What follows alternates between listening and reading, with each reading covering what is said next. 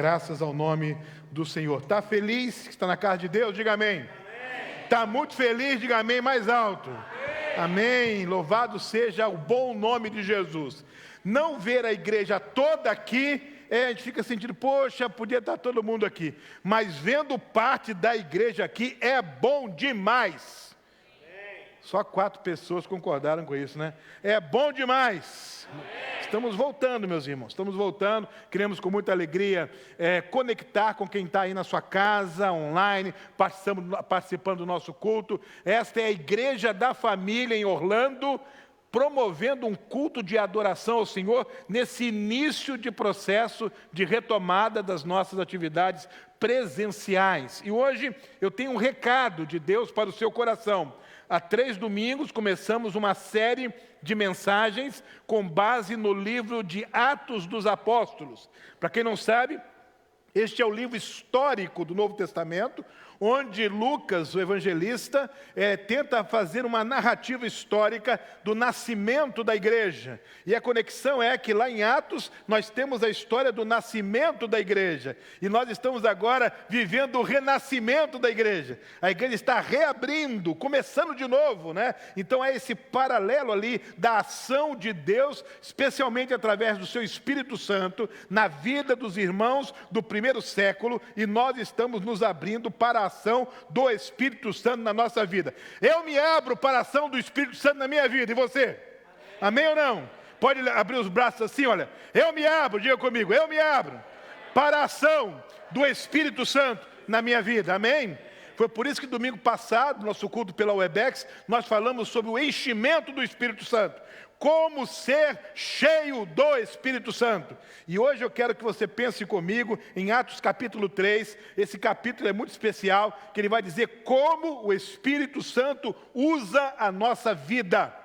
Ele quer nos encher, não para que apenas sejamos cheios dele para o nosso deleite pessoal, para a nossa edificação pessoal, não. Ele quer que sejamos cheios dele para que possamos ser usados por ele. Olha, querida igreja, queridos irmãos, se é maravilhoso, se é bênção, se é tremendo ser cheio do Espírito Santo, é mais tremendo ainda ser usado por ele.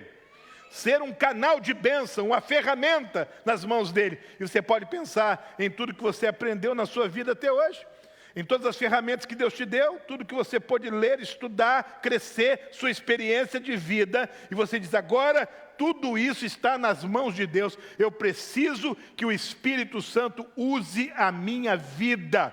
É simplesmente tremendo quando você prega a palavra e o Espírito Santo usa aquela palavra para abençoar a vida. Quando você faz uma oração e o Espírito Santo usa aquela oração para tocar em pessoas. Quando você ajuda alguém, estende a mão, compartilha algo e você percebe que o Espírito Santo de Deus está usando alguém para abençoar você. Sabe de uma coisa?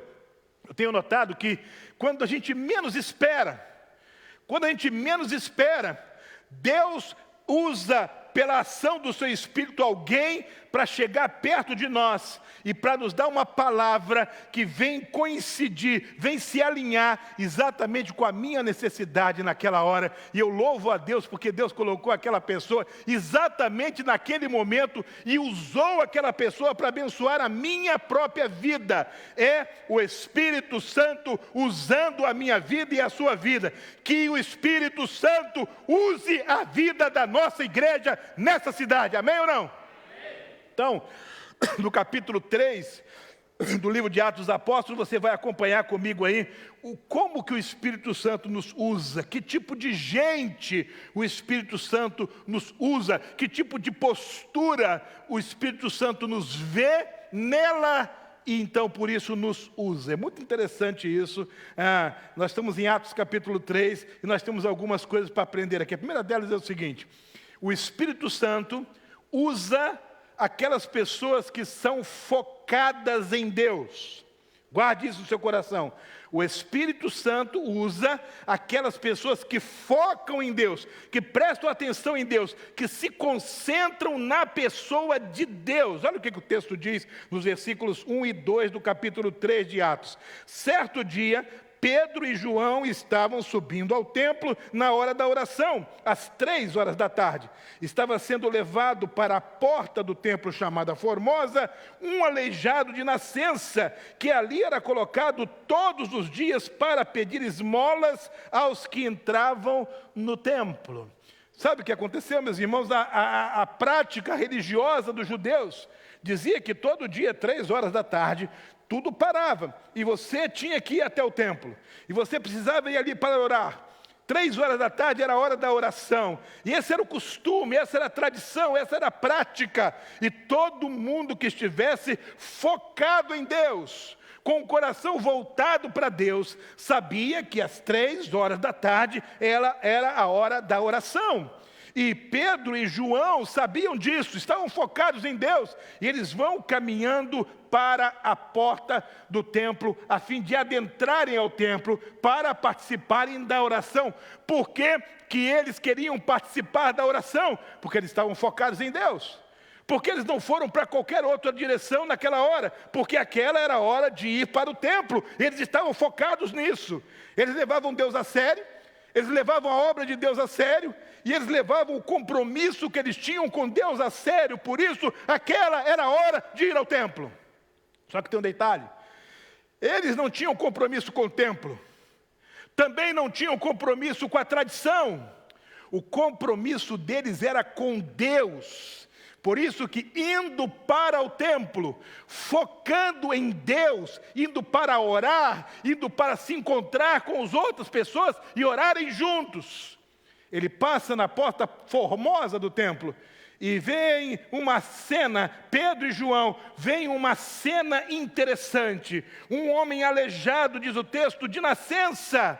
E diz a palavra do Senhor que todos os dias colocavam aquele homem ali para pedir esmolas. Eles estavam focados em Deus e eles olham agora para aquele homem ali pedindo esmolas. Pastor Paulo César Brito, durante muitos anos pastor da Igreja Maranata do Rio de Janeiro, e também médico, cristão, um tremendo servo de Deus, ele disse que quem procura Deus acha o seu próximo. Quem está focado em Deus vai olhar para o seu próximo. E eles estão agora ali com o coração deles voltados para cumprir o desígnio de Deus, a vontade de Deus. Eu e você levantamos todo dia de manhã, nos preparamos para o trabalho, e você sabe que você precisa trabalhar, você conhece o caminho do seu trabalho, você sabe as suas tarefas daquele dia, mas cada dia o seu foco precisa estar em Deus. O que Deus vai querer de mim hoje? O que Deus vai colocar na minha vida hoje? Quais são as pessoas que Deus vai colocar no meu caminho hoje?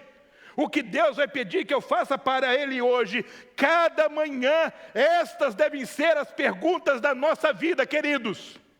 Antes de olhar para a agenda que foi feita nos dias anteriores, olhe para Deus, ore a Deus. Senhor, eu tenho aqui um plano, eu tenho aqui uma agenda, mas eu quero saber o que o Senhor tem para mim hoje. Porque mais importante do que o plano que eu fiz, mais importante do que a agenda que eu estabeleci, é ser usado pelo Senhor. Usa-me, Senhor. E quando a igreja do século 21 aprender a se levantar, antes de pensar no café da manhã, antes de pensar no automóvel, antes de pensar na sua agenda do dia, olhar para Deus e focar em Deus, a igreja será tremendamente usada por Deus. Quando Deus olha para um servo dele, quando Deus olha para uma serva dele, e encontraria um coração disposto a fazer a vontade dele, não a minha vontade, mas a vontade dele. Não o que eu coloquei na minha agenda, mas o que está na tua agenda, Senhor. E à medida em que eu for renunciando a minha agenda em favor da agenda de Deus, renunciando o meu planejamento em função dos propósitos de Deus, renunciando os meus sonhos em função dos projetos santos de Deus, à medida em que eu vou fazendo isso, Deus vai sondando o meu coração e Ele vai usando a minha vida. Escute uma coisa: Deus não vai usar alguém que não estiver vivendo focada nele. Deus não vai usar uma pessoa que não estiver olhando para Ele, colocando-o em primeiro lugar. dando a ele as primícias, a primazia, o absoluto primeiro lugar na vida. Pedro e João, diz o texto, iam para o templo para orar. Era hora de Deus, de orar, de falar com Deus. Mal sabiam eles que Deus estava prestes a usá-los de maneira extraordinária, antes mesmo que os pés deles pisassem no chão do templo do Senhor. Eles estavam focados em Deus. Querido, querida, foque em Deus e aguarde os extraordinários de Deus na sua vida. Foque em Deus e você vai se surpreender com o que Deus tem na agenda dele para você. Foque em Deus e o seu dia não será uma rotina, será sempre uma caixa de surpresas santas e abençoadas, providenciadas por Deus na sua vida. Então, primeira coisa, Deus usa aqueles que focam nele. Segunda coisa, Deus usa as pessoas que entendem que focando em Deus, irremediavelmente vão precisar encontrar o seu próximo. Vão precisar prestar atenção às necessidades dos outros. Não existe essa história de isolamento espiritual, sabe? De eu ficar isolado num monte, adorar a Deus completamente de uma maneira distanciada do meu próximo, longe do meu próximo. Não, disse o pastor Paulo César Brito, quem procura Deus acha o seu próximo, porque esse próximo é que vai ser alvo da minha ação. Deus vai me usar na vida dele. Isso aconteceu com Pedro e João, versículo 5 e 6 diz assim, o homem, o aleijado, olhou para eles com atenção. Sabe, o aleijado estava ali, ele esperava receber alguma esmola, diz o texto, olhou para eles esperando receber alguma coisa. Disse Pedro, não tenho prata nem ouro, mas o que tenho, isso lhe dou, em nome de Jesus Cristo, o Nazareno, ande. Uau! Você viu o começo do texto? Todos os dias colocavam aquele homem ali na porta formosa do templo. Ele nasceu aleijado. Estava ali todo dia, pedindo esmola. Para que colocavam aquele homem na porta do templo? Porque a leitura era a seguinte, esse homem não pode trabalhar, não pode produzir, precisa da generosidade do povo, da misericórdia do povo, da esmola do povo. E se ele conseguir alguns trocados de esmola, ele vai comer hoje. Se ele conseguir mais dinheiro de esmola, vai comer melhor. Talvez sobre para amanhã. E se ninguém der esmola alguma, ele vai ter que passar fome hoje e voltar amanhã. Esta era a prisão existencial daquele homem. Dependência total. Dependia que alguém colocasse ali naquela porta. Dependia que alguém parasse e desse esmola. Dependia que alguém o levasse de volta. E ele vivia 100% numa dependência dos outros por causa da sua deficiência. E aquele dia foi um dia diferente, porque a Bíblia diz que 2 homens estavam focados em Deus. E quando você está focado em Deus, tudo é diferente na sua vida, e através da sua vida, tudo pode ser diferente na vida de outras pessoas.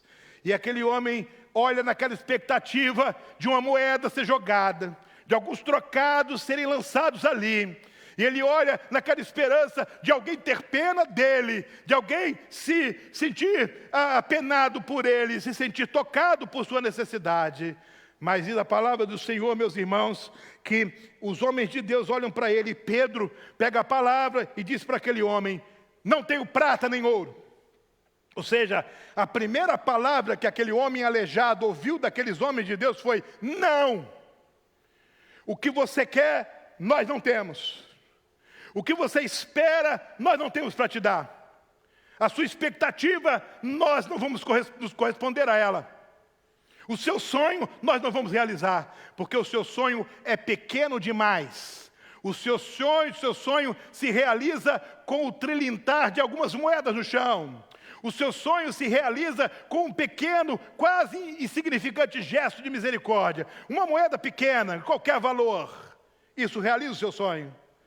Isso nós não vamos fazer. Não conte conosco para isso, porque nós não estamos focados no seu sonho. Nós estamos focados em Deus.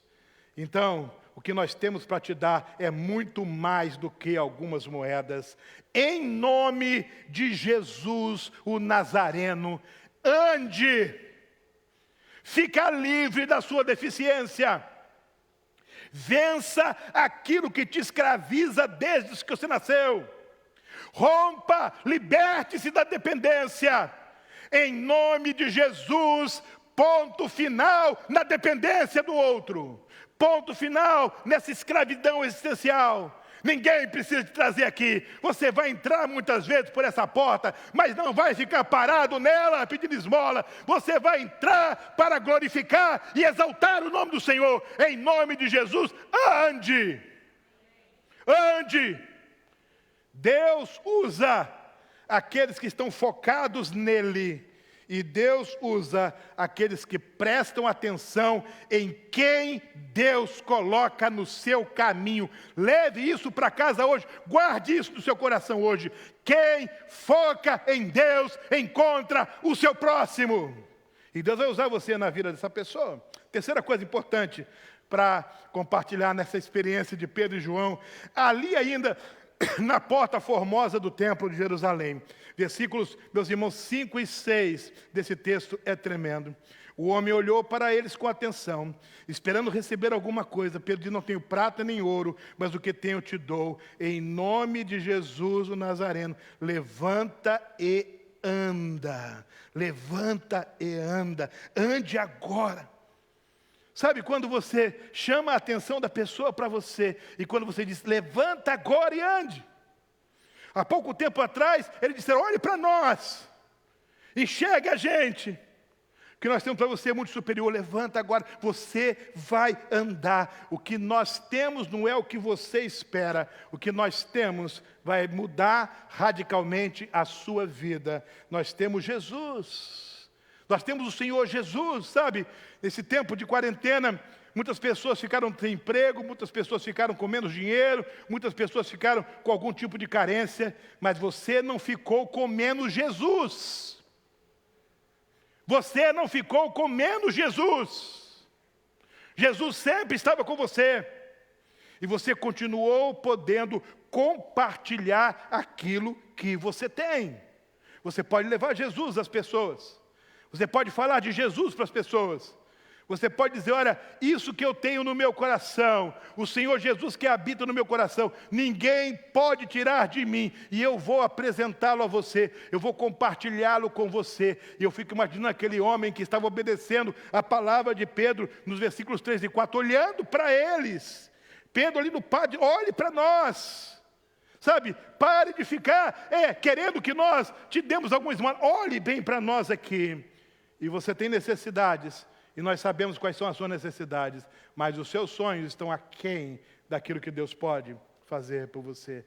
A minha pergunta hoje para você nessa noite é se você está disposto a ser usado pelo Espírito Santo de Deus, a se colocar nas mãos dele. Meus irmãos, há milhares de brasileiros nessa grande Orlando, milhares e milhares de hispanos, de americanos, de gente de tudo quanto é etnia, precisando, sabe de quê? De gente que olhe para eles, enxergando-lhes as necessidades, enxergando-lhes a real necessidade, a maior de todas elas, que é Jesus Cristo, e dizendo, olha só, eu tenho o que você precisa. Você nem sabe o que você precisa. Você acha que precisa de dinheiro, você acha que precisa de um emprego, você acha que precisa de uma ajuda para pagar o seu aluguel, você acha que precisa de um carro, você acha que precisa de todas essas coisas que são importantes para nós, ninguém nega isso, mas você precisa de algo muito superior a isso. E sabe, eu não posso te ajudar nada na compra desse carro, nada no pagamento desse aluguel, eu não tenho condição de te ajudar, mas eu tenho condição de aproximar você de Jesus Cristo. E Jesus pode não apenas resolver o seu problema imediato, Ele pode resolver o seu problema para sempre. Pega a tua cama e anda. Levanta e anda. Sabe, levanta e anda. Dê um salto. Levante aí e creia, Jesus de Nazaré pode mudar completamente a sua vida. Não sei se você já teve essa experiência de ter a sua vida totalmente mudada e transformada, totalmente alterada, a sua agenda mudada, seus alvos mudados, porque você teve um encontro pessoal com Jesus. Não estou falando em encontro com a igreja, não estou me referindo a encontro com religião. Você teve um encontro com Jesus, Jesus encostou a mão dele em você, e você foi curado, salvo, liberto, transformado. A mesma coisa que aconteceu com você, através da sua vida, pode acontecer com outras pessoas. Então veja só, Deus usa aquelas pessoas que focam nele, Deus usa aquelas pessoas que prestam atenção nas necessidades do seu próximo, Deus usa as pessoas que compartilham aquilo que têm, e Deus usa as pessoas que estão prontas a darem o crédito a Ele, a glória a Ele. Muito interessante quando você vai no versículo 12 do capítulo 3 de Atos, todo mundo começa agora como que olhar para Pedro e João, como se fossem seres diferentes, como se fossem guardiães do milagre.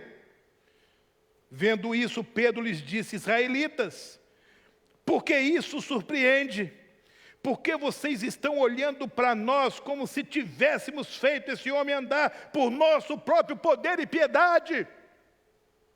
Vocês estão equivocados. Não fomos eu e João, disse Pedro, que fizemos este homem andar. Foi Deus que fez isso através de nós.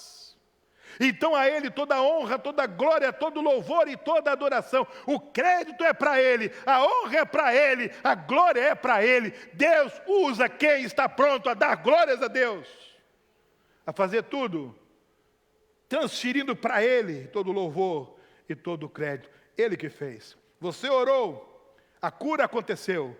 Não foi você que curou, foi Deus que curou.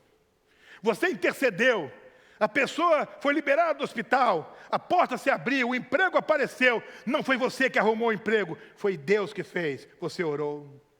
O apóstolo Paulo, num outro texto, diz: um é o que planta, outro é o que rega, mas Deus dá, é Ele que dá o crescimento, é Ele que faz o milagre. Agora, Ele escolheu, olha que coisa linda, igreja, Ele escolheu fazer os milagres dEle usando a nossa vida. Como é que é isso, pastor? Ele usa a sua mente para fazer os milagres dele, dando ideias, dando projetos, dando visão. E tudo está seguindo num rumo. Deus dá a visão, o projeto, uma ideia. Isso vem de Deus, não é mérito humano, é Deus que dá. Ele usa o seu coração para te dar engajamento, vontade, coragem, ânimo, vontade de lutar. Olha como aquele homem é forte, ele não é forte. Deus o está fortalecendo. Olha como ele tem vigor, ele não tem vigor. É Deus que o está revigorando.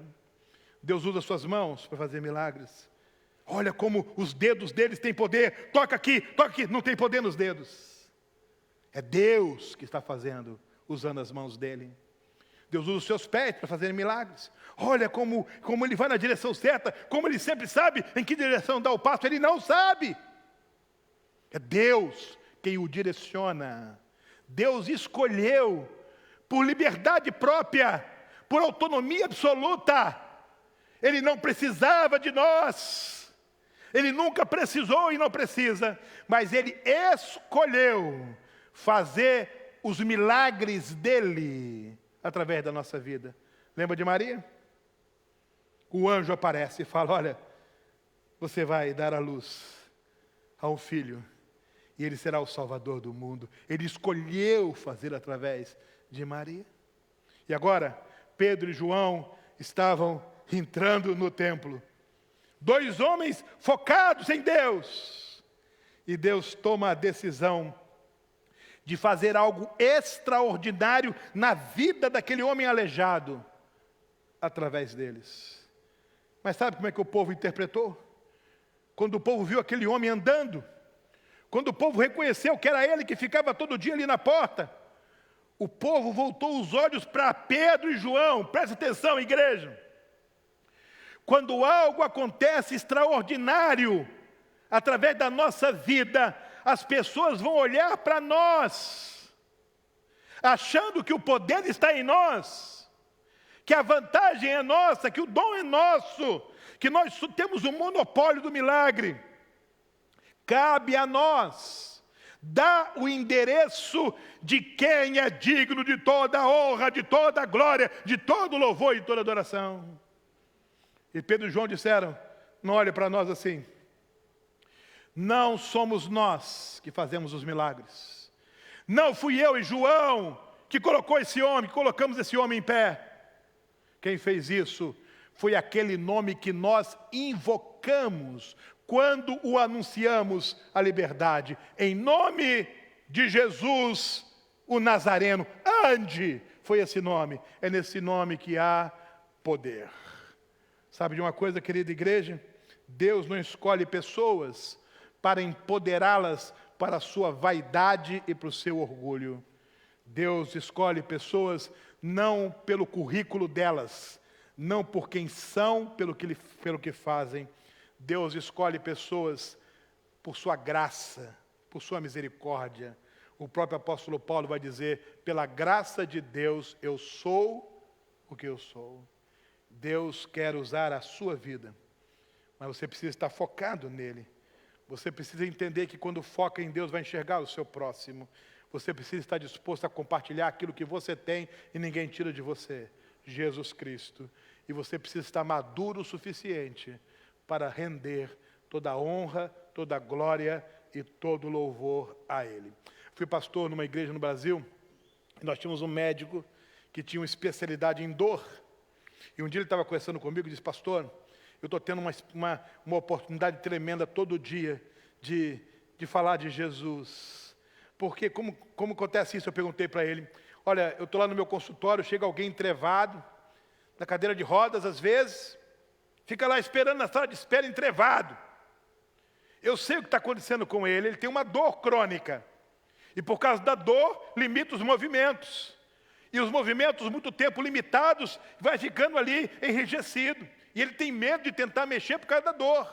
Por isso que ele está entrevado. Mas quando eu vou lá e aplico o remédio no lugar certo, a dor acaba. Então, ele percebe que pode se movimentar. Eu falei, e daí? E daí que a pessoa está entrando no meu gabinete, no meu consultório, de cadeira de roda, está saindo andando. E quando ele sai andando na sala de espera, todo mundo fica em pé assustado e começa a olhar para mim. Eu tenho que dizer, não sou eu, é o remédio. Mas também não é o remédio. É aquele que capacitou os cientistas para fazerem o remédio. A glória é dele. A glória é dele. Sabe, quando você está pronto a dar o crédito para Deus, Ele vai usar você ainda mais. E você vai dar mais a glória para Ele. E Ele vai usar você ainda mais. E você vai dar mais crédito a Ele. E Ele vai usar você ainda mais, e ainda mais, e ainda mais. Igreja, vamos aproveitar esse tempo de reabertura de tudo, de retomada da história da sociedade, para que Deus use a nossa vida. Vamos acordar de manhã dizendo, Senhor, aqui estou eu. Eu não sei nada sobre as próximas 24 horas, sobre as próximas 12 horas, sobre as próximas horas. Mas o Senhor sabe tudo. Usa a minha vida e antecipadamente eu me comprometo a dar ao Senhor toda a honra, toda a glória, todo o louvor e toda a adoração. Você quer ser usado por Deus? Você quer ser usado pelo Espírito Santo de Deus? Fique em pé onde você está. Quem está em casa, se puder ficar em pé também, ou ficar mais próximo. Fique em pé agora um pouquinho. Coloque a sua mão aqui no seu coração. Sabe, eu quero ser usado por Deus. Eu quero pedir para Deus usar a minha vida, o meu coração. Esse é um momento no culto. Sabe, nós chamamos de apelo, de convocação, de desafio. É um momento quando a gente quer que Deus use a nossa vida. A gente quer que Deus use a nossa vida para construir a vontade dEle, a direção dEle, o reino dEle. Então coloque a sua mão no seu coração. Abaixe um pouco a sua cabeça, feche os seus olhos. Apenas diga, Senhor, eu quero ser usado por Ti. Por isso, Pai, desde quando eu acordar de manhã, ensina-me a focar em Ti. Me convença, Pai, que focando em Ti eu vou enxergar as necessidades dos outros. Me ajuda a entender, Pai, que eu tenho algo que todo mundo precisa. Eu tenho Jesus, eu tenho a presença do Espírito Santo, que se manifesta na minha vida com poder e glória. E saiba, Senhor, que a vaidade, o orgulho, nunca vão tomar conta do meu coração, porque eu vou sempre dirigir toda a honra, toda a glória, todo o louvor ao Senhor.